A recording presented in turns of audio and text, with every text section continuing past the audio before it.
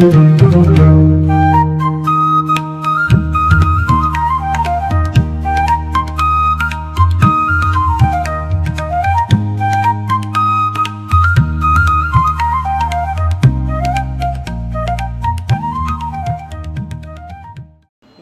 सप्ताहाच्या या शेवटच्या पुष्पाचे अध्यक्ष सुमंतजी देशपांडे, आमच्या वाचनालयाचे कार्यवाह डॉक्टर जयंत आठवले, उपस्थित सर्व ग्रंथालयाचे संचालक मंडळाचे सदस्य आणि श्रोता बंधू भगिनी,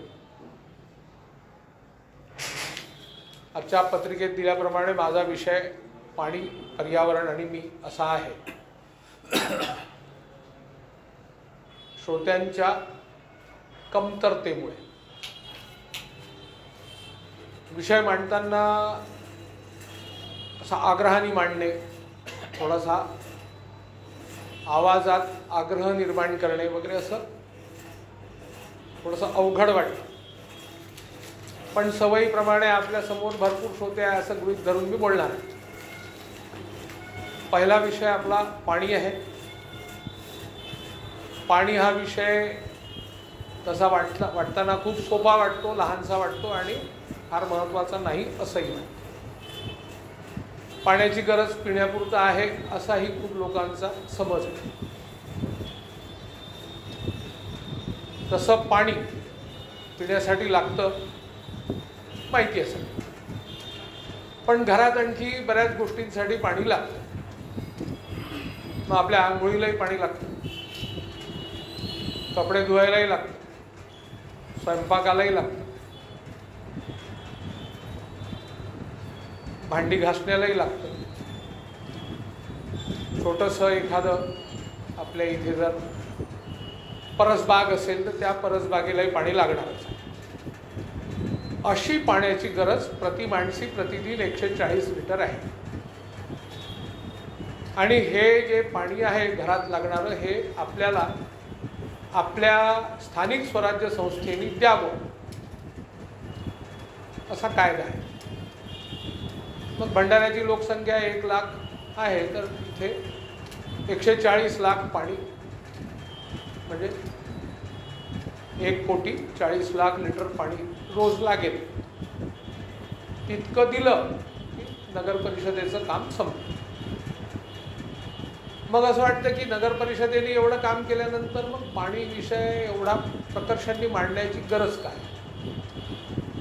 याच्या पुढे जाऊन असा विषय आहे की आपण सकाळपासून जे काही ग्रहण करतो, दूध पितो, चहा पितो, हे दूध जे निर्माण होतं,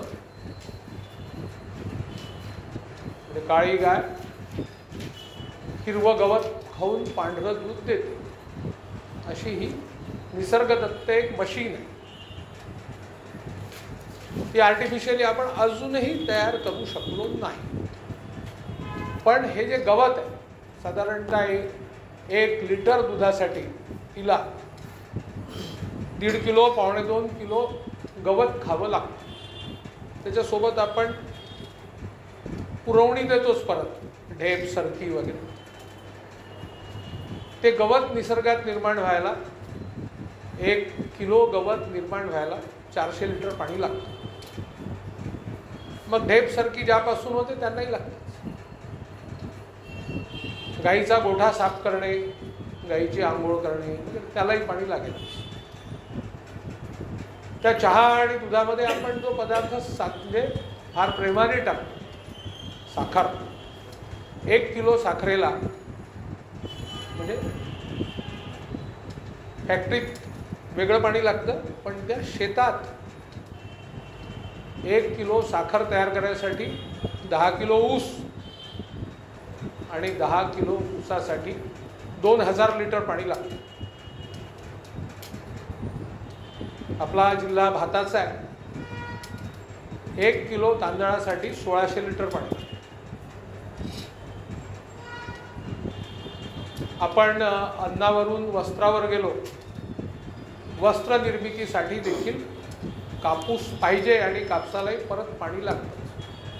कापसाची पाण्याची गरज कमी आहे, पण गरज आहे ती 1600 नाही आहे, 600 लिटर प्रति किलो आहे. आपल्या डाळी ज्या आहेत ह्या कमी पाण्याच्या, म्हणजे फार पाणी लागणारी 2 पिकं, आपला भात आणि साखर. दोन्ही डायबिटीसवाले आहेत म्हणून आता यांची गरज कमी होत चालली. म्हणजे अप्रत्यक्षपणे पाण्याची गरज कमी झाली तशी डायबिटीसचा शोध लागल्यामुळे. पूर्वी लोकांना डायबिटीस होता की नाही माहीत नाही, पण आता होतो. त्याच्यामुळे हा थोडासा वॉटर सेव्हिंग इफेक्ट आला आहे. आपण असाही विचार केला की ठीक आहे, आता कापसाला पाणी लागलं, जिनिंग प्रेसिंग मिलमध्ये पाणी लागलं, मग कापडाचं डाईंग करायला म्हणजे रंग द्यायला पाणी लागलं, पुढे काय. पण एकदा मी कपडे विकत घेतले आणि तेच ते रोज घातले तर तुम्ही मला जवळ नाही येऊ देणार, ते रोज धुवावं लागतं. अशी पाण्याची गरज, अन्न वस्त्र निवारा. पूर्वी चुन्याची घरं होती, आता सिमेंटची घरं आहे. सिमेंटच्या घराला 20 दिवस 21 दिवस क्युरिंग करायला पाणी लागतं. म्हणजे आता ह्या नवीन शोधांमुळे सिमेंटचा शोध लागला आणि सिमेंट खूप पाणी पितं. तेवढं चुन्याची जी घोटाई वगैरे व्हायची त्याच्यात पाणी कमी लागतं. मग आपण थोडंसं ह्या आधुनिक युगात आलो, विद्युत तयार झाली, विद्युतचा शोध लागला. कोराडी खापरखेड्यामध्ये भरपूर पाणी लागतं. म्हणजे हे वीज तयार करतानाच वाफ तयार करतात पहिल्यांदा पाण्याची. त्या बॉयलरला देखील गरम करणे, म्हणजे बॉयलरमधलं पाणी, त्या कोळशाची जी राख होते ती वाहून न्यायला पाणी, तिथली गरज प्रचंड आहे. अशी सगळी प्रचंड गरज असताना आणि ती दर माणसी वाढत असताना, विद्युतची गरज दर माणसी वाढते.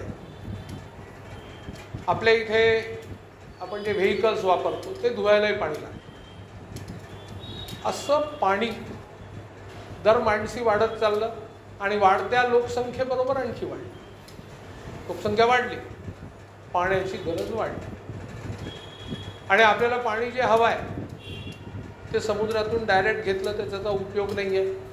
हिमालयात ते बर्फाच्या स्वरूपात आहे. आपल्यासाठी उपलब्ध असलेलं आपण त्याला गोडं पाणी म्हणतो किंवा इंग्लिशमध्ये स्वीट वॉटरच म्हणतात. म्हणजे नद्या, तलाव, हे सगळं पाणी. आणि या पाण्याचा एकच उद्भव पावसाचं पडलेलं पाणी. मग पावसाचं पडलेलं पाणी भूपृष्ठावर राहील, भूपृष्ठाच्या खाली जाईल आणि ते आपल्याला वापरायचं.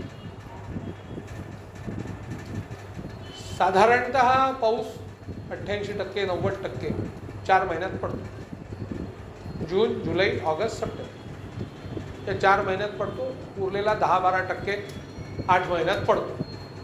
या 4 महिन्यात हा जो पाऊस पडतो हा जर आपण मोजला की आज 30 मिनटं पडला, आज 32 मिनटं पडला, आज इतका पडला. भंडारा जिल्ह्यात साधारणतः 42 दिवस पाऊस पडतो. रेनी डेज किती 40. ॲव्हरेज आहेत हे सगळे. भंडारा जिल्ह्यामध्ये 1156 मिलीमीटर पाऊस पडतो. हा ॲव्हरेज आहे. हा असा पाऊस म्हणजे 1156 हा कधीच पडत नाही. फक्त मागील 10 वर्षाचा 20 वर्षाचा ॲव्हरेज आहे. पूर्वी आपल्या लोकांना हे माहिती होतं की येणारं पाणी फिक्स नाही आहे आणि म्हणून त्यांनी पाणी या विषयावर आपल्या सणाची एक रचना केली. इंग्रज यायच्या आधी जून, जुलै, ऑगस्ट, सप्टेंबर माहिती नव्हते. तेव्हा माहिती होते चैत्र, वैशाख. चैत्र, वैशाख सोडून द्या, ज्येष्ठ, आषाढ, श्रावण, भाद्रपद 4 महिने. भाद्रपदातली आपली सर्व पितृमोक्ष अमावस्या संपली की दुसरा दिवस घटस्थापना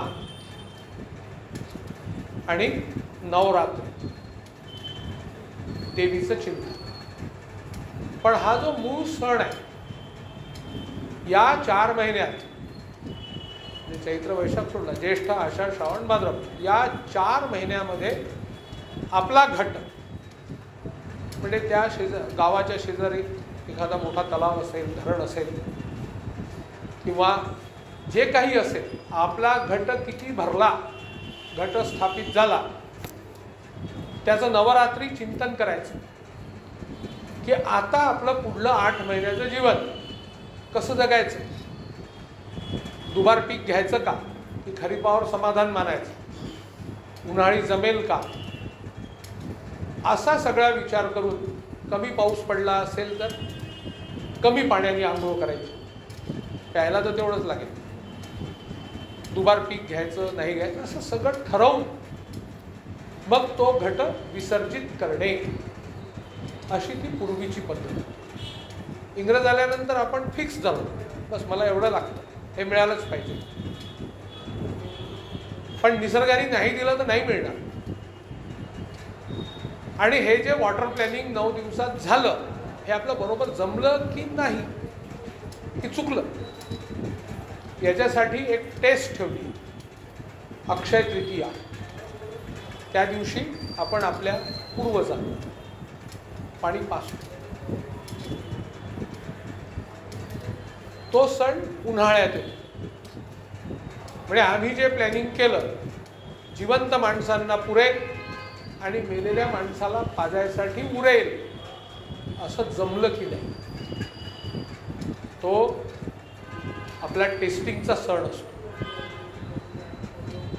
असे आपले सगळे सण हे निसर्गाशी मानवाचं जे नातं आहे त्या संबंधातले सण. ते करायचे म्हणून करायचे किंवा देवाचं नाव घेतलं की श्रद्धेपोटी माणूस नक्की करतो, म्हणून हे सण आपल्याला साजरे करायचे असतात. पण आता इकडे येऊ आपण आधुनिक युगाकडे. लोकसंख्या वाढत गेली, अन्नाची गरज वाढली. साधारणतः 60% पाणी आपण हे अन्नासाठी वापरतो. मग अन्नधान्य पिकवणे मस्ट आहे, केलेच पाहिजे. त्याच्याकरता शेती बारमाही झाली पाहिजे. बारमाही सिंचनाची सोय करायची आहे. म्हणजे 4 महिन्यात पडलेलं पाणी अडवलंच पाहिजे, ते वाहून जायला नको. म्हणून आपल्या भारत देशामध्ये पहिल्या 3 पंचवार्षिक योजनांमध्ये खूप मोठी धरणं बांधण्यात आली. बरीच मोठी धरणं बांधली. भाकरा नांगल सारखं, हिराकुंड सारखं असं मोठी धरणं बांधली. पण नंतर विदेशी लोकांच्या हे लक्षात आलं की हे जर बारमाही पिकं घ्यायला लागले तर हे अन्नधान्याचं कोठार तयार होईल, हे लोकांवर अवलंबून राहणार नाही. म्हणून भारत देशाच्या प्रगतीत खोडा घालण्यासाठी आपल्या इथे आता ह्या नवीन भाषेत सांगतो, नॅरेटिव्ह आला. मोठी धरणं बांधली तर पुनर्वसनाचा प्रश्न निर्माण होतो. मोठी धरणं बांधली तर तिथली झाडं जातात आणि त्यामुळे मोठ्या धरणांना विरोध करणारे लोक निर्माण झाले आणि धरणं बांधण्याचा वेग कमी झाला. तिथे जे पुनर्वसन होतं, काही गावं बुडतात. आपल्या ह्या इथे भंडाऱ्यातली 37 गावं, नागपूरमधली 51 गावं आणि तिकडे आसोल्या मेंढ्यासाठी 12 गावं, त्याचं पुनर्वसन. पुनर्वसनाचा कायदा करणारा महाराष्ट्र हे पहिलं राज्य आहे. कायदा केला. पूर्वी GR प्रमाणे होत होतं, आता कायद्याने होतं पुनर्वसन. पुनर्वसनात काय दिलं पाहिजे, किती दिलं पाहिजे, हे सगळं कायद्यात आहे. पण तरी पुनर्वसन, पर्यावरण हे 2 मुद्दे घेऊन आंदोलन करायचं असा विषय सुरू. ही मोठी कामं असतात, सरकार करते, ठेकेदार येतात, म्हणून त्याच्यात भ्रष्टाचार होतो. 3 नॅरेटिव्ह, पुनर्वसन, पर्यावरण, भ्रष्टाचार. आणि त्यामुळे पाण्याची गरज असूनही अजूनही आज आपल्या 140 कोटी लोकांना पुरेल आणि पाऊस एखाद्या वेळेला जून महिन्यात नाही पडला आणि जुलैमध्ये आला तर पिण्याच्या पाण्याचीही सोय मे जूनमध्ये राहणार नाही, ही अवस्था आहे, खूप वाईट अवस्था आहे. त्यामुळे सरकारच्या प्लॅनिंगला खूप विरोध झाला. आता जलसाक्षरता आपण म्हणतो, म्हणजे काय केलं पाहिजे? पाण्याची गरज आहे, झाला तर झाला भ्रष्टाचार, धरणं झाली पाहिजे, प्रत्येक नदी प्रत्येक नाला अडवला गेला पाहिजे. म्हणून आम्ही असं म्हणतो, धावतं पाणी चालतं केलं पाहिजे, चालतं पाणी थांबतं केलं पाहिजे आणि थांबतं पाणी मूर्त केलं पाहिजे. आम्ही आमची घरं बांधली स्लॅबची, स्लॅबमध्ये एका पाईपमधून किंवा 2 पाईपमधून सगळं पाणी खाली पडतं. पूर्वी कौलाची घरं होती तर अशा निरनिराळ्या लाईननी ते पाणी खाली यायचं, जमिनीत मुरायचं. आता जमिनीत मुरत नाही, म्हणून रूफ रेन वॉटर हार्वेस्टिंग केलेच पाहिजे.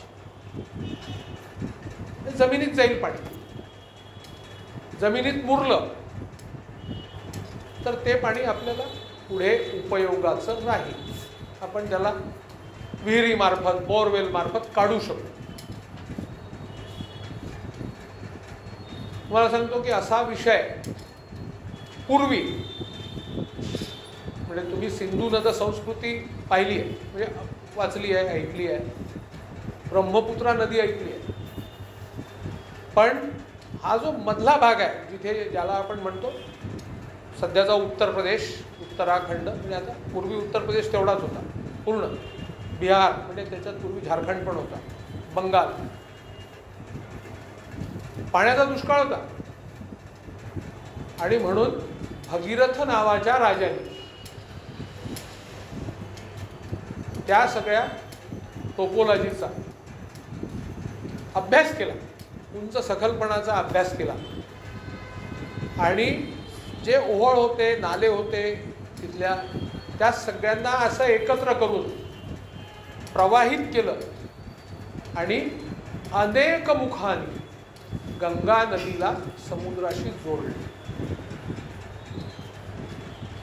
पण पूर्वीचा आपला विषय असा होता की कोणत्याही माणसाने अभ्यास केला की त्याला म्हणायचं त्यांनी तपश्चर्या,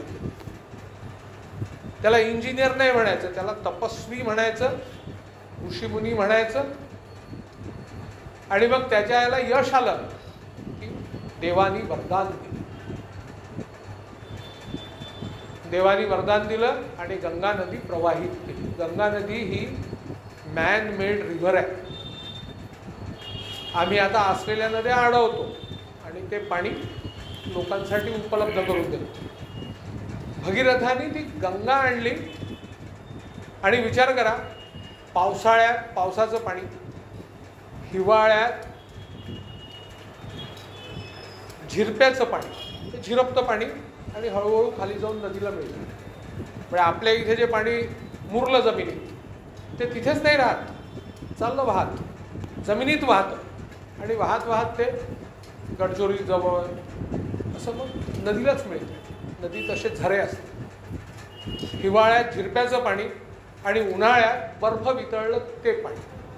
अशी गंगा यमुना ह्या नद्या बारमाही नद्या आहेत. म्हणजे असं खऱ्या अर्थाने इरिगेशनचं काम त्या काळात भगीरथाने केलं.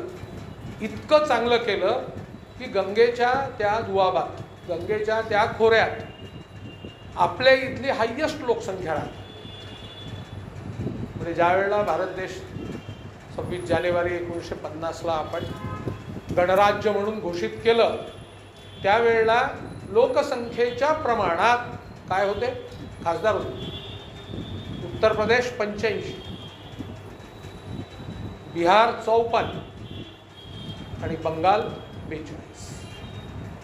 बेरीज करा, 85, 54, 42 म्हणजे 8 आणि 5, 13, 4, 17, जवळपास 180. म्हणजे भारत देशाची 1/3 पॉप्युलेशन तिथे आहे आज. का आहे? गंगेमुळे सुपीक झालं म्हणून. बारमाही पिकं ते घेऊ शकतात. बारमाही नदी आहे. आपली वैनगंगा बारमाही नाही आहे. बाकी सगळ्या खालच्या नद्या म्हणजे हिमालयीन रिव्हर्स ह्या बारमाही, बाकी नद्या 4माही 8माही. असा विषय तेव्हा केला आणि पाण्याचा अभ्यास आर्यांनी बराच केलेला आहे. रामायण महाभारतात त्याचे खूप सारे पुरावे आहेत. पाण्याची ही आवश्यकता लक्षात घेता आपणही त्याच्यासाठी काही केलं पाहिजे. म्हणजे रूफ रेन वॉटर हार्वेस्टिंग केलं पाहिजे. कमीत कमी पाणी, पाण्याची गरज नष्ट करता येत नाही पण कमी पाण्यात करता येतं. म्हणजे 1600 लिटर पाणी 1 किलो तांदळाला लागतं. आपण कमी याच्यामध्ये करू शकतो. Water saving.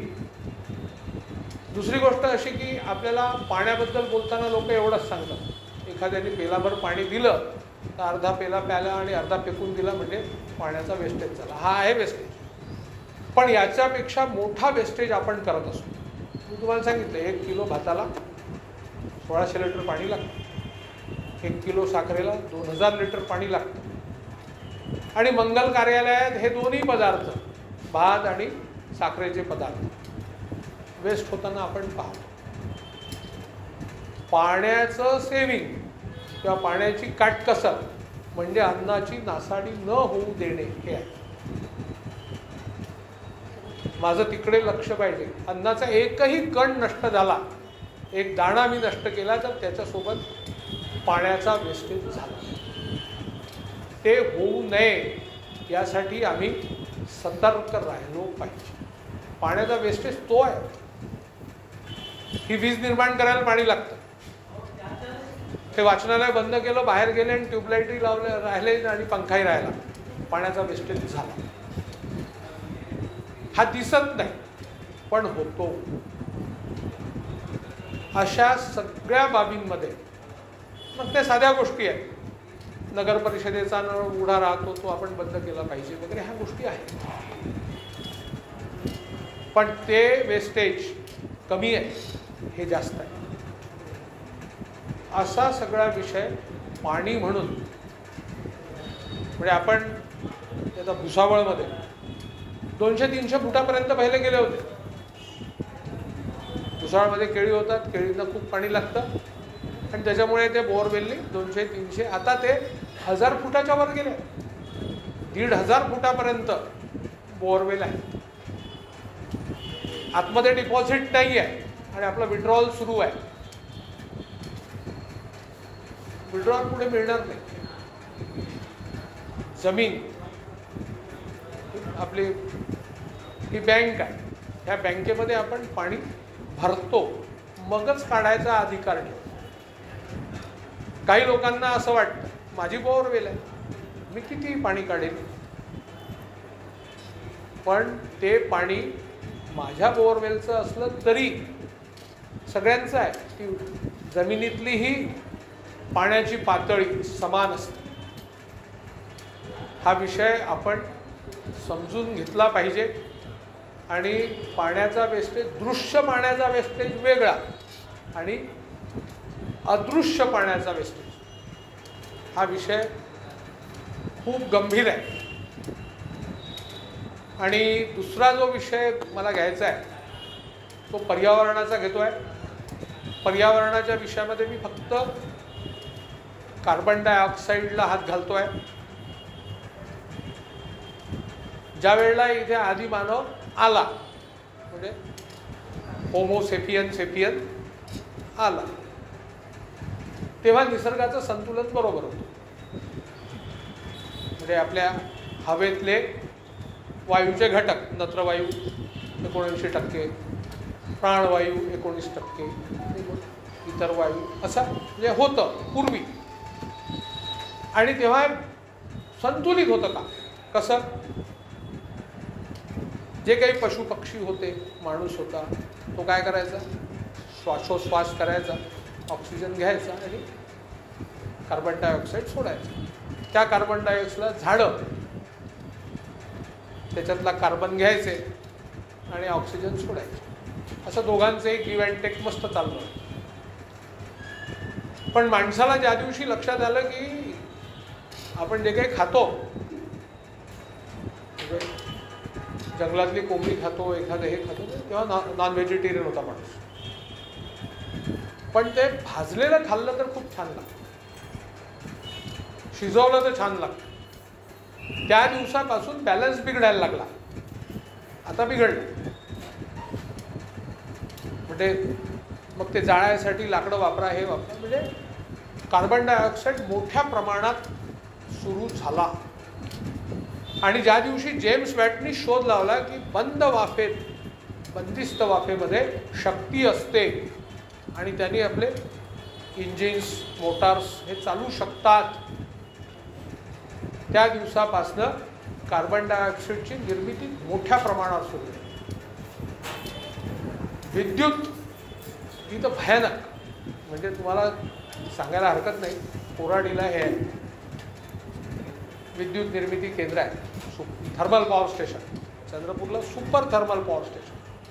इथे 2000 मेगावॅट वीज तयार होते. चंद्रपूरला 2300 होते, परळीला 800 होते मेगावॅट. आपल्या महाराष्ट्राची गरज जवळपास 20,000 मेगावॅट आहे. एकट्या कोराडीमध्ये रोज 40,000 टन, पुन्हा सांगतो 40,000 टन, 1 टन म्हणजे 1000 किलो. किती भयानक आहे. हा एवढा कोळसा रोज जाळतात कोराडी. खापरखेड्यात वेगळा, चंद्रपूरला वेगळा, परळीत वेगळा, भुसावळला वेगळा, पारसला वेगळा, नाशिक जवळ एक लारा म्हणून आहे तिथे वेगळं.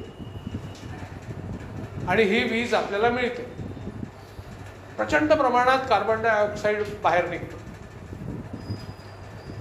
या कार्बन डायऑक्साईडला आपल्यासाठी उपयुक्त करणे म्हणजे त्याच्यातला कार्बन स्थिर करणे, एवढं हे काम फक्त झाडं करतात. ते कार्बन घेतात, ऑक्सिजन सोडून, त्याला फोटोसिंथेसिस म्हणतात. ते सूर्याच्या उपस्थितीत दुपारी, म्हणजे सूर्य आल्यानंतर होतं, सूर्यास्तानंतर नाही. आणि हवेत जितका कार्बन डायऑक्साईड असेल तितकीच झाडं वाढतील. तो कार्बन जो झाडं घेतात तो त्या खोडांमध्ये असतो. खोडांचा घेर जो वाढतो त्याच्यात 75% कार्बन स्थिर करायचं आहे. म्हणजे आपल्याला झाडं लावायची. जितकी झाडं आपण लावू तितका कार्बन डायऑक्साईडचं प्रमाण कमी होईल. आता कार्बन डायऑक्साईडचं प्रमाण वाढलं तर काय होतं? ग्लोबल वॉर्मिंग होतं. हा उन्हाळा त्रासाचा गेला, पुढचा उन्हाळा याच्यापेक्षा त्रासाचा जाणार आहे. कारण कार्बन डायऑक्साईडचं प्रमाण आपण वाढवतो. आपल्या गरजा वाढलेल्या, आपली ऊर्जेची गरज वाढली. आपल्या स्वयंपाकघरात त्याही ऊर्जेची गरज वाढलेली आहे. आपण तिथे गॅस वापरतो. तो हायड्रोकार्बन आहे, कार्बन आहेच त्याच्यात. दोघंही जळतात, H2O तयार होतो, CO2 तयार होतो. आपण आपली 2 व्हीलर 4 व्हीलर वापरतो, त्याच्यातही जो धूर निघतो त्याच्यात कार्बन डायऑक्साईड असतो. ह्या डेव्हलपमेंट आहेत म्हणतो आपण, विकास. पण हा शाश्वत विकास नाही. मग आता दरवेळेला उन्हाळा कठीण होत गेला, 50 सेंटीग्रेडच्या वर गेला, हिमालयाचं बर्फ वितळतं, आर्टिक अंटार्क्टिक दोन्ही महासागर वितळतात. ते जे बर्फ आहे ते सगळं समुद्रात, आणि समुद्राची उंची वाढते.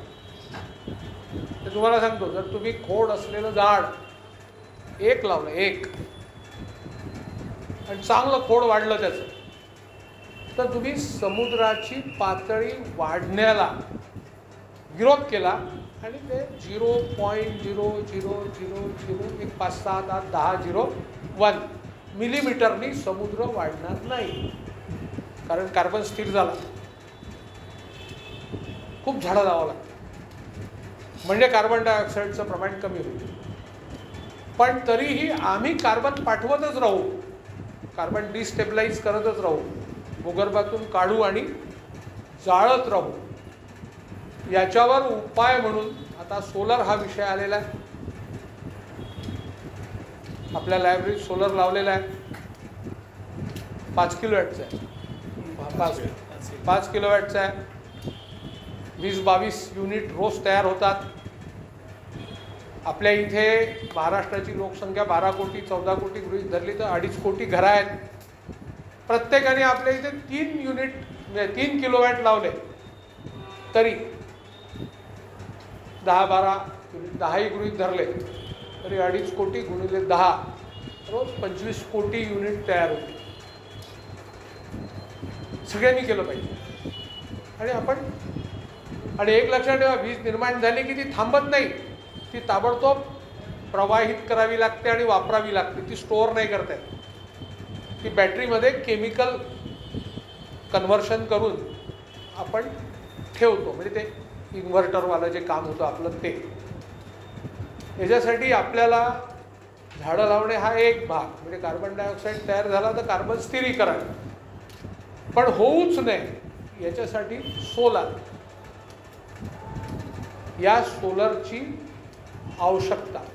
पण आपल्या इथला विषय असा असतो, सबसिडी मिळते का तर लावू, नाही तर नाही लावू. पण सबसिडी देवो न देवो आपण ते लावलं पाहिजे. कारण तसाही सूर्य उष्णता आणि प्रकाश देतो, त्याचं कन्व्हर्शन रूपांतरण दुसऱ्या एनर्जी म्हणजे उष्णता, प्रकाश, चुंबकत्व, विद्युत ह्या सगळ्या ऊर्जा आहेत आणि ह्या ऊर्जा एकमेकांमध्ये कन्व्हर्ट होत असतात. ते कन्व्हर्शन करणे आणि ते कन्व्हर्ट झालं तर आपली गरज, बरं सूर्य असेपर्यंतच ते सोलर देणार आहे तुम्हाला, रात्री सोलरची निर्मिती नाही. त्यात तुम्हाला एक गोष्ट सांग, आपली जी गरज आहे ती दिवसा जास्त असते, फॅक्टरी सुरू असतात, ऑफिसेस सुरू असतात. आपली रात्रीची गरज उन्हाळ्यात थोडी त्या AC मुळे वाढते, बाकी रात्रीची गरज कमी आहे. पण कोळशाने जर आपल्याला वीज तयार करायची असेल, थर्मल पॉवर, तर ती कमी जास्त नाही करता येत. म्हणजे रात्रीच्या वेळेला महाराष्ट्राला 9,000 मेगावॅट वीज लागते आणि दिवसा 16,000 मेगावॅट वीज लागते. हा जो 7चा फरक आहे, म्हणजे आपल्याला ही पूर्ण गरज भागवायची असेल तर 16,000च तयार करावी लागते. रात्री ती वेस्ट जाते, नासाडी होते विजेची. म्हणून 9,000च करायची आणि दिवसा 7,000 सोलरनी करायची, वेस्टेज नाही होणार. आणि मोदींनी आंतरराष्ट्रीय एक संमेलन झालं होतं जलवायू परिवर्तनावरच. त्या ठिकाणी त्यांनी विषय ठेवला होता, 1 अर्थ 1 सन 1 ग्रीड. म्हणजे जगभर लोकांनी सोलर तयार म्हणजे सोलर पॅनल बसवायचे, सोलरनी विद्युत निर्माण करायची, ती एकच ग्रीडमध्ये. म्हणजे आता कोराडीला निर्माण झालेली वीज आपण पॉवर ग्रीडला देऊन टाकतो, ती म्हणजे भारतभर पसरू शकते. नॅशनल ग्रीड आहे पॉवर ग्रीड. म्हणजे मुंबई जवळचं बंद पडलं तर कोराडीची वीज तिथे देता येते, किंवा अहमदाबादचं बंद पडलं तर तिथेही पाठवता येते, चेन्नईलाही पाठवता येते. तसं 1 ग्रीड, 1 अर्थ 1 ग्रीड. म्हणजे जगभर जर आपण सोलर केलं आणि एका ग्रीडमध्ये पाठवलं, एका ग्रीडमध्ये, तर जगभर ते पसरेल आणि सूर्य 24 तासात कधी भारतात आहे, कधी अमेरिकेत आहे, कधी इंग्लंडवर आहे, तो वीज निर्माण करेल. सोलर पॅनल वीज निर्माण करतील आणि ते ग्रीडमध्ये राहील आणि ते 24/7 सगळ्यांना वीज देईल. ही कल्पना त्यांनी मांडली, जगामध्ये ती ॲप्रिशिएट झाली. आणि तुम्हाला सांगतो, आपण कमिटमेंट केलेलं आहे की 2070पर्यंत 0 कार्बन एमिशनवर आम्ही येणार आहे. म्हणजे कार्बन डायऑक्साईड आम्ही तयारच करणार नाही, 0 ते 2070 साल. ते आता हळूहळू कमी करत न्यायचं. त्याच्याकरता 2 गोष्टी. एक, खोड असलेली झाडं, फुलझाडं लावलीत. एक लक्षात घ्या, तुम्ही खोड असलेलं झाड लावलं तर त्याच्यापासून लाकडी कोळसा होतो. फुलझाडं छोटी, गुलाबाचं झाड, झेंडूचं झाड फार कमी कोळसा होतं, त्याच्यात कार्बन फार कमी असतो. आणि म्हणून आपल्याला म्हणजे मी काय करू शकतो, सोलर लावू शकतो. मी काय करू शकतो, आपलं रूफ रेन वॉटर हार्वेस्टिंग करू शकतो. मी काय करू शकतो, अन्नाची नासाडी करणार नाही. अशा सगळ्या गोष्टी या पाणी आणि पर्यावरणाशी संबंधित मी करू शकतो आणि मी केल्या पाहिजे. खरं तर आम्ही सुचवतो आहे, अजून ते म्हणजे अस्तित्वात आलं नाही, की भंडारा जिल्ह्यात यावर्षी 1156 पाऊस पडला नाही आहे, तो 800च पडला किंवा 900च पडला. ते लावलं पाहिजे, म्हणजे या गांधी चौकात लावलं पाहिजे की यावर्षी ॲव्हरेजपेक्षा इतके % कमी पडला. तर लोकांनी आता कपडे धुताना, आंघोळ करताना किंवा अन्न शिजवताना पाण्याचा वापर कमी करावा. जास्त झालेलं आहे पाणी, तर मग 3 पिकं घेऊन शेतकऱ्यांनी ती तयारी ठेवावी, खरीप, रब्बी आणि उन्हाळी. म्हणजे पाण्याच्या त्या उपलब्धतेप्रमाणे आमचं वर्तन राहील वर्षात. याच्याकरता शहरात, खेड्यात, दर्शनी भागात यावर्षी पाऊस इतका पडला आणि तो सरासरीच्या इतके टक्के कमी आहे, असं जागरण देखील करणे ही स्थानिक स्वराज्य संस्थांचं कर्तव्य आहे. असं पाण्याशी निगडित आपलं जीवन आहे. आणि हा विषय आपल्या पूर्वजांना समजला होता, म्हणून त्यांनी सांगितलं होतं पाण्याला दुसरं कशाला काही म्हणतात, जीवनच म्हणा. Our life is equal to water. Completely, पूर्णपणे आम्ही त्या पाण्यावर अवलंबून आहोत. फुकट आपल्या लोकांनी नाही म्हटलं सूर्याला देव. देव म्हटलंय, तो सगळं देतो. म्हणजे त्याच्या उपस्थितीत फोटोसिंथेसिस होतं. म्हणजे झाडं कार्बन डायऑक्साईड घेतात आणि आपलं अन्न तयार करतात, ऑक्सिजन सोडतात. त्याच्या उपस्थितीत, तो नसला होणे नाही. ज्यावेळेला ढगाळ वातावरण असतं त्यावेळेला फोटोसिंथेसिस कमी होतं, त्यावेळेला तुमचं सोलार पॅनल कमी वीज देईल. जीवन आहे. म्हणजे सूर्य हा सर्व आपल्या ऊर्जांचा उगमस्थान, स्रोत आहे. आणि पाणी ही जीवनाची मोठी आवश्यकता आहे. अन्न निर्मितीपासून तर सर्व गोष्टींसाठी पाणी. म्हणून पुनश्च एकदा आपल्याला आपल्या लोकांनी काय सांगितलं होतं, म्हणजे सूर्याला अर्घ देणे, छठ पूजेच्या वेळेलाही सूर्याची पूजा करणे, हे जे विषय आहे वारंवार जाणीव करून देणे. सूर्याचं मकर संक्रमण झालं की तो सण साजरा करणे, त्यावेळेला हिवाळा असतो, आपल्या शरीरातली स्निग्धता कमी होते म्हणून ते तिळगुळाचे लाडू खाणे, असे सगळे विषय आपल्याशी निगडित आहेत.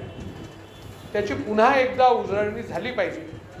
आणि आपण पाणी, पर्यावरण, झाडे, आपला सूर्य या सगळ्यांना समजून घेतलं पाहिजे. आणि म्हणून हा विषय मी मांडण्याचं ठरवलं.